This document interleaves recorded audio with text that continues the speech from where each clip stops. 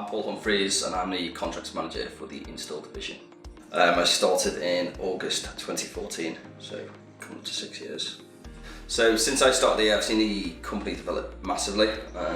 When I first started, we were based over the way in a smaller unit. The install division had maybe 3 to 5 people involved. Now 6 years later, we've got over 20 across the sales and install departments. The most interesting thing about working here is no day is the same. Every day is different. You'll always learn something new every day as well through various projects that we're working on. My proudest moment to date at Heightsafe in the past 6 years would be when we secured the work for Transport for London.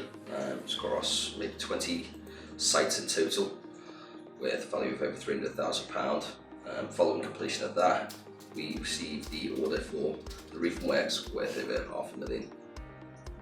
What makes Heightsafe so special? I'd say, unlike corporate companies and groups, Heightsafe is a family-run company. It's a lot more close-knit.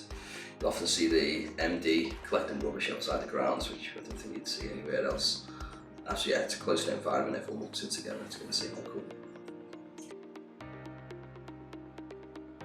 We'll see how it goes. You don't have to use me on this, you know.